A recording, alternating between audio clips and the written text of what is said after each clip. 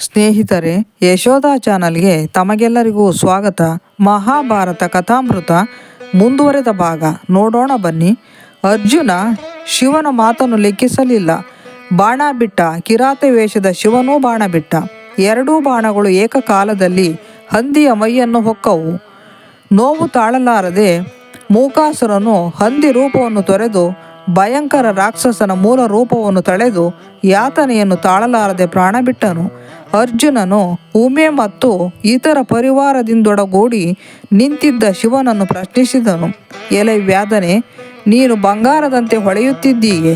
ಸುಂದರಿಯಾದ ಸ್ತ್ರೀಯೊಂದಿಗೆ ಗುಂಪು ಕಟ್ಟಿಕೊಂಡು ಈ ಕಾಡಿನಲ್ಲಿ ಅಲೆದಾಡುತ್ತಿರುವ ನೀನು ಯಾರು? ನಿನಗೆ ಯಾರ ಹೆದರಿಕೆಯೂ ಇಲ್ಲವೇ? ನಾನು ಬಾಣ ಹೂಡಿ ಈ ಮೃಗದತ್ತ ಮೊದಲು ಗುರಿಯಿಟ್ಟವನು. ನೀನೇಕೆ ನನ್ನ ಬೇಟೆಯ ಮೇಲೆ ಬಾಣ ಪ್ರಯೋಗಿಸಿದೆ? ಹಂದಿಯ ವೇಷ ತಾಳಿದ್ದ ಈ ರಾಕ್ಷಸ ನನ್ನನ್ನು ಕೊಲ್ಲಲು ಬಂದಿದ್ದ. ಅವನನ್ನು ನಾಶ ಮಾಡುವುದು ನನ್ನ ಕರ್ತವ್ಯವಾಗಿತ್ತು. ನೀನೇಕೆ ಮಧ್ಯೆ ಬಂದದ್ದು? ನೀನು ಬೇಟೆಯ ನಿಯಮಗಳನ್ನು ಉಲ್ಲಂಘಿಸಿದ್ದೀಯೆ. ಒಬ್ಬರು ಗುರಿಯಿಟ್ಟ ಮಿಗವನ್ನು ಇನ್ನೊಬ್ಬರು ಬೇಟೆಯಾಡುವಂತಿಲ್ಲ. ಆದ್ದರಿಂದ ನೀನು ಶಿಕ್ಷಾರ್ಹ. ಮರಣವೇ ನಿನಗೆ ಯೋಗ್ಯ ಶಿಕ್ಷೆ. ಕಿರಾತನು ನಗುನಗುತ್ತಲೇ ಮೃದು ಭಾಷೆಯಲ್ಲಿ ಹೇಳಿದ, ಪರಾಕ್ರಮಿ ವೀರನೇ, ನೀನು ನನಗೆ ಕನಿಕರ ತೋರುವ ಅಗತ್ಯವಿಲ್ಲ. ಈ ಅರಣ್ಯವು ನನ್ನಂಥ ವ್ಯಾಧರಿಗೆ ತವರು ಮನೆ ಇದ್ದಂತೆ. ಆದ್ದರಿಂದ ನಾವು ಇಲ್ಲಿ ಯಾರಿಗೂ ಅಂಜಬೇಕಾಗಿಲ್ಲ. ಆದರೆ ನೀನೇಕೆ ಇಲ್ಲಿಗೆ ಈ ದುರ್ಗಮ ಅರಣ್ಯಕ್ಕೆ ಬಂದಿರುವೆ? ನೀನು ಸುಮಕೋಮಲನಾಗಿದ್ದೀಯೆ. ನೀನು ಭೋಗ ಜೀವನಕ್ಕೆ ಯೋಗ್ಯನು. ಜನವಸತಿ ಇಲ್ಲದ ಈ ಕಾಡಿನಲ್ಲೇಕೆ ಅಲೆದಾಡುತ್ತಿದ್ದೀಯೆ? ವ್ಯಾಧರ ಅಧಿಪತಿಯೇ ಕೇಳು. ಈ ಗಾಂಡೀವ ಇರಿಯುವ ಈ ಬಾಣಗಳು ಇರುವಾಗ ಸ್ವಲ್ಪ ಕಾಲ ತಂಗಲು ಈ ಸ್ಥಳ ನನಗೆ ಸುರಕ್ಷಿತವಾದದ್ದು. ನೀನೇ ನೋಡಿದೆಯಲ್ಲ, ಹಂದಿ ರೂಪದಲ್ಲಿ ನನ್ನನ್ನು ವಧಿಸಲು ಬಂದ ಆ ರಾಕ್ಷಸನನ್ನು ಕ್ಷಣ ಮಾತ್ರದಲ್ಲಿ ಯಮಲೋಕಕ್ಕೆ ಅಟ್ಟಿದ್ದನ್ನು. ಕಿರಾತ ಗಹಗಹಿಸಿ ನಕ್ಕ. ತಪಸ್ವಿ, ಈ ರಾಕ್ಷಸನಿಗೆ ಮೊದಲು ಗುರಿಯಿಟ್ಟವನು ನಾನು. ಅವನನ್ನು ಯಮಲೋಕಕ್ಕೆ ಅಟ್ಟಿದವನು ನಾನು. ನನ್ನ ನಂತರ ನೀನು ಗುರಿಯಿಟ್ಟೆ. ಬಾಣ ಪ್ರಯೋಗಿಸದಿರು ಎಂದು ನಾನು ನಿನಗೆ ಹೇಳಿದೆ. ಆದರೂ ನೀನು ನನಗೆಂದು ಮೀಸಲಾಗಿದ್ದ ಮೃಗದ ಮೇಲೆ ಬಾಣ ಪ್ರಯೋಗ ಮಾಡಿದ್ದೀಯೆ. ಹಾಗೂ ಬೇಟೆಗಾರರ ನೀತಿ ಸಂಹಿತೆಯನ್ನು ಉಲ್ಲಂಘಿಸಿದ್ದೀಯೆ. ನೀನು ಅಪರಾಧಿ. ನಾನಲ್ಲ. ಬೇಟೆಯ ನೀತಿ ನಿಯಮಗಳನ್ನು ಉಲ್ಲಂಘಿಸಿ ಅಪರಾಧವೆಸಗಿರುವುದಷ್ಟೇ ಅಲ್ಲದೆ ನನ್ನ ಮೇಲೆ ಆರೋಪ ಮಾಡುವ ಧಾರ್ಷ್ಟ್ಯವನ್ನು ತೋರುತ್ತಿದ್ದೀಯೆ. ಇದು ವೀರರಿಗೆ ಉಚಿತವಲ್ಲದ ನಡೆ. ನಿನ್ನನ್ನು ಜೀವಸಹಿತ ಬಿಡುವುದಿಲ್ಲ. ನನ್ನ ಬಾಣಗಳು ಇಂದ್ರನ ವಜ್ರಾಯುಧಕ್ಕಿಂತ ಪ್ರಬಲವಾದವು. ನಾನೀಗ ಬಾಣಗಳನ್ನು ಪ್ರಯೋಗಿಸುವೆ. ನಿನ್ನ ಪ್ರತೀಕಾರದ ಕೌಶಲವನ್ನು ತೋರಿಸು ನೋಡೋಣ.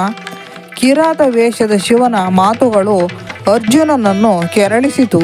ಅವನು ಒಂದಾದ ಮೇಲೊಂದರಂತೆ ಬಾಣಗಳನ್ನು, ಸರ್ಪದಷ್ಟು ಹರಿತವಾದ ಬಾಣಗಳನ್ನು ಮಂತ್ರಿಸಿ ಶಿವನ ಮೇಲೆ ಬಿಟ್ಟನು. ಕಿರಾತನು ನಗುನಗುತ್ತಲೇ ನಿರಾಯಾಸವಾಗಿ ಅರ್ಜುನನ ಬಾಣಗಳನ್ನು ಹಿಡಿದು ನೆಲಕ್ಕೆ ಎಸೆಯುತ್ತಿದ್ದನು. ಮಂದಬುದ್ಧಿಯವನೇ, ಈ ಬಾಣಗಳು ನನ್ನನ್ನು ಮುಟ್ಟಲೂ ಆಗದು. ನೋಡೋಣ, ನನ್ನ ಚರ್ಮವನ್ನು ಛೇದಿಸುವಂಥ ಬಾಣವನ್ನು ಬಿಡು ಎಂದು ಮೂದಲಿಸಿದನು. ಅರ್ಜುನನು ಮತ್ತೆ ಬಾಣಗಳ ಮಳೆಗರೆದನು. ಕಿರಾತನು ಆ ಬಾಣಗಳನ್ನೆಲ್ಲ ಹಿಡಿದು ಎರಡು ತುಂಡು ಮಾಡಿ ನೆಲಕ್ಕೆಸೆದನು. ಅವನು ಅರ್ಜುನನ ಸುತ್ತ ಬಾಣಗಳ ಆವರಣವನ್ನೇ ನಿರ್ಮಿಸಿದನು. ವ್ಯಾಧನು ಅರ್ಜುನನ ಬಾಣಗಳಿಂದ ಅಬಾಧಿತನಾಗಿ ಪರ್ವತದಂತೆ ನಿಂತಿದ್ದನು. ಅವನಿಗೆ ಒಂದು ಸಣ್ಣ ಗಾಯವೂ ಆಗಲಿಲ್ಲ. ಧನಂಜಯನಿಗೆ ಅತ್ಯಾಶ್ಚರ್ಯವಾಯಿತು. ಅವನು ಸಾವಿರಾರು ಬಾಣಗಳನ್ನು ಪ್ರಯೋಗಿಸಿದ್ದ. ಆದರೆ ಒಂದಾದರೂ ಕಿರಾತನನ್ನು ಮುಟ್ಟಿರಲಿಲ್ಲ. ಅರ್ಜುನನು ಪ್ರಯೋಗಿಸಿದ್ದ ಎಲ್ಲ ಬಾಣಗಳನ್ನು ಶಿವನು ನುಂಗಿಬಿಟ್ಟನು. ಅರ್ಜುನನು ತನ್ನೊಳಗೆ ಅಂದುಕೊಂಡನು, ಅತ್ಯದ್ಭುತ. ಹಿಮಾಲಯದ ತಪ್ಪಲಲ್ಲಿ ವಾಸಿಸಿರುವ ಈ ಬೇಟೆಗಾರನು ಕೊಂಚವೂ ವಿಚಲಿತನಾಗದೆ ನನ್ನ ಬಾಣಗಳನ್ನು ಎದುರಿಸಿದ್ದಾನೆ. ಇವನು ಯಾರಿರಬಹುದು?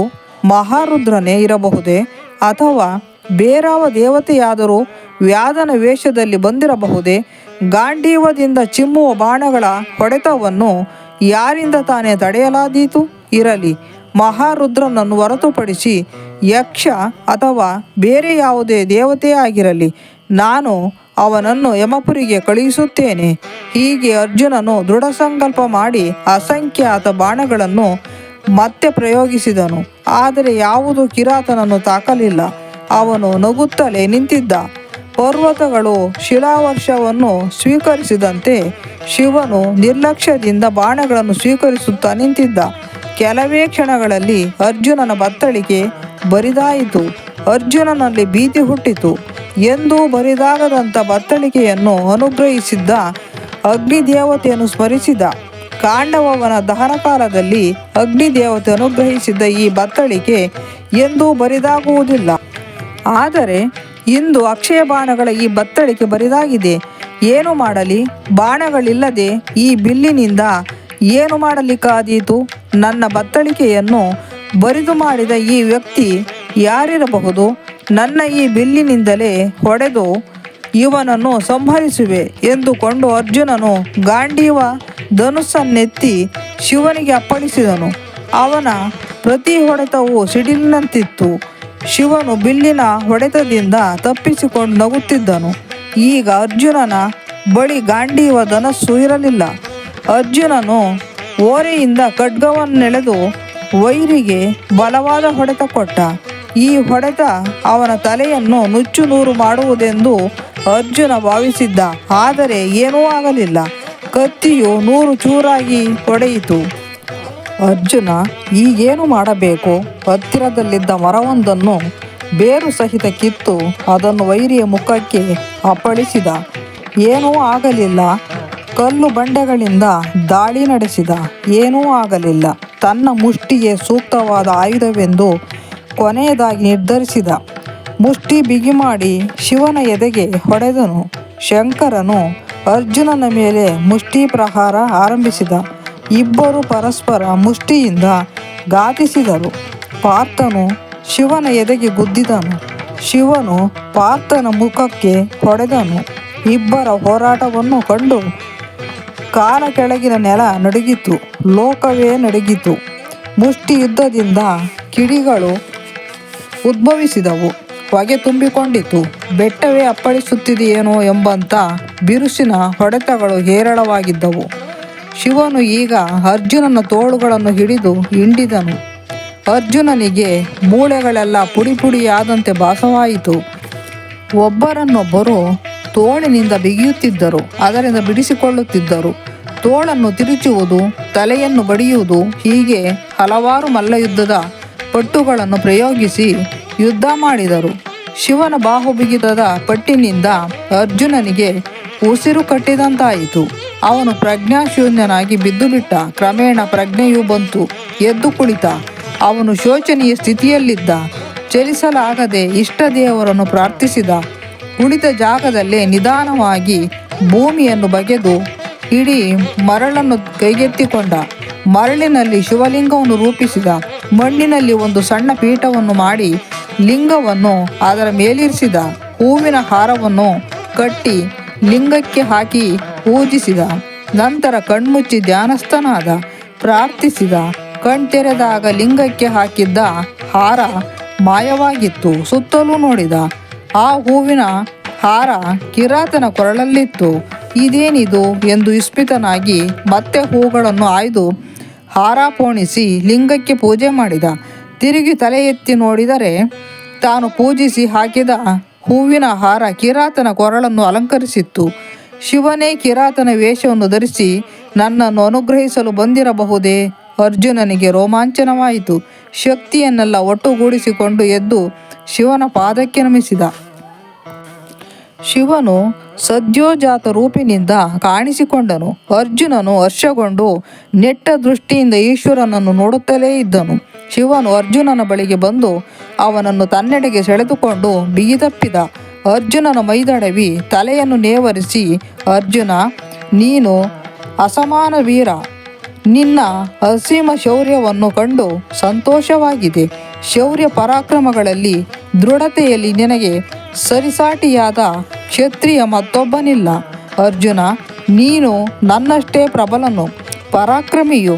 ನೀನು ನನ್ನನ್ನು ನನ್ನ ನಿಜರೂಪದಲ್ಲಿ ನೋಡುವ ವರವನ್ನು ಅನುಗ್ರಹಿಸುವೆನು. ಹಿಂದಿನ ಜನ್ಮದಲ್ಲಿ ನೀನು ವಿಷ್ಣುವಿನ ಅಂಶದಿಂದ ಜನಿಸಿದ ನರಮಹರ್ಷಿಯಾಗಿದ್ದೆ. ನೀನು ನನ್ನ ಪರಮ ಭಕ್ತ. ನಿನಗೆ ಸಕಲ ವರಗಳನ್ನು ಕೊಡುತ್ತೇನೆ. ಶತ್ರುಗಳೆಲ್ಲರನ್ನು ನೀನು ಜಯಿಸುತ್ತೀಯೆ. ನಿನಗೆ ಅದಮ್ಯವಾದ ಅಸ್ತ್ರವೊಂದನ್ನು ಕೊಡುತ್ತೇನೆ. ಆ ಅಸ್ತ್ರವನ್ನು ಪ್ರಯೋಗಿಸುವ ಯೋಗ್ಯತೆ ಇರುವುದು ನಿನಗೊಬ್ಬನಿಗೆ ಮಾತ್ರ. ಅರ್ಜುನನು ಶಂಕರನ ನಿಜರೂಪ ದರ್ಶನದಿಂದ ಕೃತಾರ್ಥನಾದ. ಶಂಕರನ ಕೈಯಲ್ಲಿ ಪಿನಾಕವಿತ್ತು. ಪಕ್ಕದಲ್ಲಿ ದೇವಿ ಉಮೆ ಇದ್ದಳು. ಅರ್ಜುನನು ಶಂಕರನ ಪಾದಗಳಿಗೆರಗಿ ನುಡಿದನು, ಭಗವಂತ, ಎಲ್ಲದರ ಮೂಲ ಕಾರಣ ಪುರುಷನು ನೀನು. ನನ್ನ ಸರ್ವಸ್ವವು ನಿನ್ನದು. ನೀನು ಎಲ್ಲ ಜಗತ್ತುಗಳ ಸೃಷ್ಟಿಕರ್ತ. ನೀನು ಮಾನವನನ್ನು ಪಾಪ ಮುಕ್ತನನ್ನಾಗಿಸುವೆ. ಕೈ ಮುಗಿದು ಬೇಡಿಕೊಳ್ಳುವೆ, ನನ್ನ ಅಪರಾಧವನ್ನು ಮನ್ನಿಸು. ನಾನು ಇಲ್ಲಿಯವರೆಗೆ ಬಂದಿದ್ದೆ ನಿನ್ನ ದರ್ಶನ ಸೌಭಾಗ್ಯಕ್ಕಾಗಿ. ಎಲ್ಲ ಲೋಕಗಳಲ್ಲೂ ನಿನ್ನನ್ನು ಪೂಜಿಸಲಾಗುತ್ತದೆ. ನೀನು ನನ್ನ ಆರಾಧ್ಯ ದೈವ. ಕೃಪೆ ಮಾಡು. ನನ್ನ ವರ್ತನೆಯನ್ನು ಅಪರಾಧವೆಂದಾಗಲಿ ದುರಹಂಕಾರವೆಂದಾಗಲಿ ತಿಳಿಯದಿರು. ನೀನು ಇಲ್ಲಿ ಇರುವುದು ನನಗೆ ತಿಳಿಯದು. ನಿನ್ನೊಂದಿಗೆ ನಾನು ಯುದ್ಧ ಮಾಡಲಾರೆ. ಅಜ್ಞಾನ ನನ್ನ ಆದಿಯನ್ನು ತಪ್ಪಿಸಿತು. ಮಹಾರುದ್ರ, ನನ್ನ ಅಪರಾಧವನ್ನು ಮನ್ನಿಸು. ಅರ್ಜುನನು ಹೀಗೆ ಪರಿಪರಿಯಾಗಿ ಬೇಡಿಕೊಳ್ಳಲು ಮಹಾದೇವನು ಪ್ರಸನ್ನನಾದನು. ಅರ್ಜುನನ ಹೆಗಲ ಮೇಲೆ ಹಸ್ತವನ್ನಿರಿಸಿ ಹೇಳಿದನು, ನಾನು ನಿನ್ನನ್ನು ಕ್ಷಮಿಸಿದ್ದೇನೆ. ತಂದೆ ಮಗನನ್ನು ಅಪ್ಪಿಕೊಳ್ಳುವಂತೆ ಶಿವನು ಅರ್ಜುನನನ್ನು ಅಪ್ಪಿಕೊಂಡನು. ನಂತರ ನುಡಿದನು, ಅರ್ಜುನ, ಪೂರ್ವ ಜನ್ಮದಲ್ಲಿ ನೀನು ನರ ಎಂಬ ಋಷಿಯಾಗಿದ್ದೆ. ನೀನು ನಾರಾಯಣನ ಸ್ನೇಹಿತ. ಬದರಿಕಾಶ್ರಮದಲ್ಲಿ ನೀನು ಕಠಿಣ ತಪಸ್ಸಿನಲ್ಲಿ ಮಗ್ನನಾಗಿದ್ದೆ. ಪರಮ ಪುರುಷ ಸ್ವರೂಪರಾದ ನಿಮ್ಮಿಬ್ಬರಲ್ಲಿ ಮಹಾನ್ ಶಕ್ತಿ ಇದೆ. ಇಂದ್ರನಿಗೆ 3 ಲೋಕದ ಸಾಮ್ರಾಟನಾಗಿ ಕಿರೀಟ ಧಾರಣೆ ಮಾಡುವಾಗ ರಾಕ್ಷಸರು ಅಡ್ಡಿಪಡಿಸಿದರು. ಆಗ ನೀನು ಮತ್ತು ಕೃಷ್ಣ ಬಿಲ್ಲುಗಳ ಟೇಂಕಾರದಿಂದಲೇ ಅವರನ್ನು ಓಡಿಸಿದಿರಿ. ಆಗ ಬಿಲ್ಲಿನ ಎದೆಯೇ ಸಿಡಿಲಿನಂತೆ ಜೇಂಕರಿಸಿತು. ರಾಕ್ಷಸರನ್ನು ಸಮರದಲ್ಲಿ ತೊಡಗಿಸಿದ ಆ ಧನುಸ್ಸೇ ಗಾಂಡೀವ. ಈಗ ನೀನು ಅದನ್ನು ಹೊಂದಿರುವೆ. ಮಾಯಾ ಸೃಷ್ಟಿಯ ನನ್ನ ಶಕ್ತಿಯನ್ನು ಬಳಸಿ ನಿನ್ನಿಂದ ಧನುಸ್ಸನ್ನು ಕಿತ್ತುಕೊಂಡೆ. ನಿನ್ನ ಬತ್ತಳಿಕೆಗಳು ಎಂದಿನಂತೆ ಅಕ್ಷಯವಾಗಿರುತ್ತವೆ. ನಿನ್ನ ಶರೀರವು ಬಲಿಷ್ಠವಾಗಿದ್ದು ರೋಗಮುಕ್ತವಾಗಿರುತ್ತದೆ.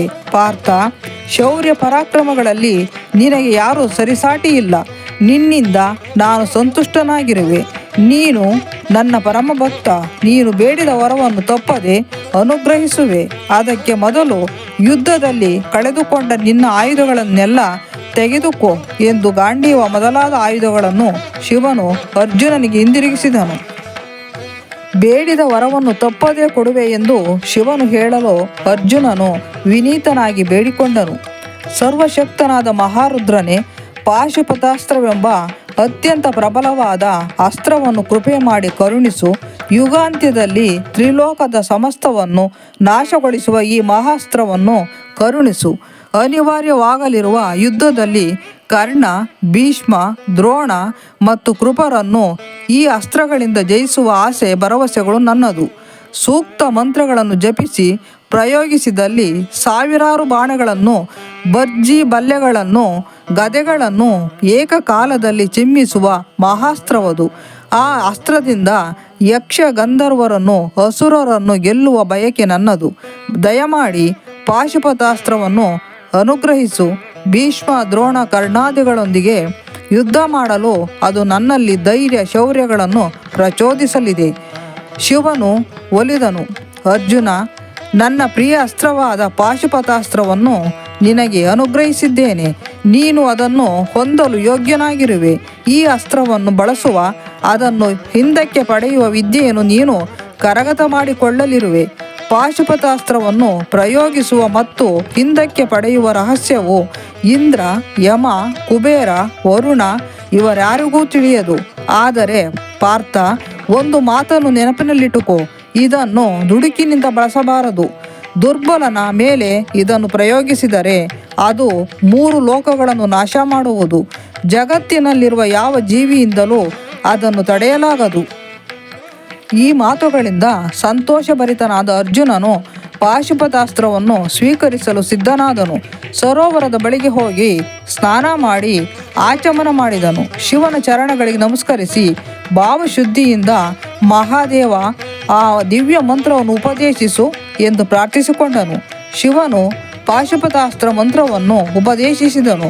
ಪಾಶುಪತಾಸ್ತ್ರದ ಪ್ರಯೋಗ ಮತ್ತು ಹಿಂದಕ್ಕೆ ಪಡೆಯುವ ರಹಸ್ಯಗಳನ್ನು ಬೋಧಿಸಿದನು. ಅಲ್ಲಿಯವರೆಗೆ ಶಿವನನ್ನು ಕಾಯುತ್ತಿದ್ದ ಪಾಶುಪತಾಸ್ತ್ರದ ದೇವತೆಯು ಈಗ ಅರ್ಜುನನ ಪಕ್ಕಕ್ಕೆ ಬಂದು ನಿಂತಿತು. ಅರ್ಜುನನು ದೇವತೆಯನ್ನು ಸ್ವಾಗತಿಸಿದನು. ಈ ಅಮೋಘ ಯೋಗವನ್ನು ಕಂಡು ಪರ್ವತಗಳು, ಸಮುದ್ರಗಳು, ಮರ ಗಿಡಗಳು, ಗ್ರಾಮಗಳು, ನಗರಗಳು ಕಂಪಿಸಿದವು. ಶಂಖನಾದವಾಯಿತು, ದುಂದುಬಿ ಮೊಳಗಿದವು, ಜಯಧ್ವನಿಯು ಆಕಾಶದಲ್ಲಿ ಮೊಳಗಿತು. ಮಹಾಶಿವನ ಹಸ್ತಸ್ಪರ್ಶದಿಂದ ಅರ್ಜುನನ ಮೈಮೇಲಿನ ಗಾಯಗಳು ಮಾಯವಾದವು. ದಿವ್ಯ ತೇಜಸ್ಸಿನ ಕಾಂತಿಯು ಅವನಲ್ಲಿ ಸ್ಫುರಿಸಿತು. ಮಹೇಶ್ವರನೊಡನೆ ಅವನು ಕಾದಾಡಿದ್ದನು, ಆದರೆ ಈಗ ಅವನ ಆಯಾಸ ಮಾಯವಾಗಿತ್ತು. ಅರ್ಜುನ, ನೀನಿನ್ನು ಅಮರಾವತಿಗೆ ಹೊರಡು ಎಂದು ಆದೇಶಿಸಿ ಶಿವನು ರಜತಾಚಲಕ್ಕೆ ತೆರಳಿದನು. ಶಿವನು ನಿರ್ಗಮಿಸಿದಂತೆ ಅರ್ಜುನನು ಆನಂದಾತಿಶಯಗಳಿಂದ ವಿಸ್ಮಯದಿಂದ ಚಕಿತನಾಗಿದ್ದನು. ನಾನು ಪರಮ ಭಾಗ್ಯಶಾಲಿ. ಮಹಾದೇವ ಪರಮೇಶ್ವರನನ್ನು ಸಾಕ್ಷಾತ್ ಕಣ್ಣು ತುಂಬಿಕೊಂಡೆ. ಪವಿತ್ರ ಮಂತ್ರೋಪದೇಶವನ್ನು ಮಾಡಿದಾಗ ಮಹಾರುದ್ರನ ಕೋಮಲ ಪಾದಗಳನ್ನು ಸ್ಪರ್ಶಿಸಿದೆ. ನಾನು ಎಂಥ ಭಾಗ್ಯಶಾಲಿ! ಪರಮೇಶ್ವರನು ನನಗೆ ಪಾಶುಪತಾಸ್ತ್ರವನ್ನು ಅನುಗ್ರಹಿಸಿದ್ದಾನೆ. ನನಗೆ ಸರಿಸಮಾನರು ಇನ್ನಾರಿದ್ದಾರೆ? ಜಯ ನಮ್ಮದು, ಸಂದೇಹ ಇನ್ನಿಲ್ಲ. ಭಗವಂತನ ಸ್ಪರ್ಶದಿಂದಾಗಿ ನನ್ನ ಆತ್ಮವು ಶುದ್ಧಿಯಾಗಿದೆ. ಶತ್ರುಗಳ ಮೇಲೆ ಜಯ ಸಾಧಿಸುವುದು ಖಚಿತ ಎಂದು ಆನಂದಾತಿಶಯಗಳಿಂದ ಭಾವಪರವಶನಾಗಿ ಅರಣ್ಯದಲ್ಲಿ ಅತ್ತಿಂದಿತ್ತ ಓಡಾಡಿದನು. ಅದೇ ಕಾಲಕ್ಕೆ ಮಳೆಯ ದೇವತೆ ವರುಣನು ಅರ್ಜುನನ ಮುಂದೆ ಪ್ರತ್ಯಕ್ಷನಾದನು. ಪಶ್ಚಿಮ ದಿಕ್ಕಿನ ದೇವತೆ ಅವನು. ಜಲದೇವತೆಯಾದ ಅವನೊಂದಿಗೆ ನದಿಗಳು, ಸರ್ಪ ಸಂಕುಲಗಳು, ಜಲಚರಗಳು ಇತ್ಯಾದಿ ಸಾಗರ ಪರಿವಾರವು ಬಂದು ನಿಂತವು. ಕುಬೇರನು ಉತ್ತರ ದಿಕ್ಕಿನ ದೇವತೆ ಪುಷ್ಪಕ ವಿಮಾನದಲ್ಲಿ ಆಗಮಿಸಿದನು. ಅವನೊಂದಿಗೆ ರಾಕ್ಷಸರು, ಯಕ್ಷರು, ಕಿನ್ನರರು ಮೊದಲಾದವರು ಬಂದಿದ್ದರು. ಮಹಾಭಾರತ ಮುಂದುವರಿಯಲಿದೆ. ಯಶೋಧ ಚಾನಲ್ಗೆ ಸಬ್ಸ್ಕ್ರೈಬ್ ಮಾಡಿ, ಶೇರ್ ಮಾಡಿ, ಲೈಕ್ ಮಾಡಿ, ಕಮೆಂಟ್ ಮಾಡಿ. ಧನ್ಯವಾದಗಳು.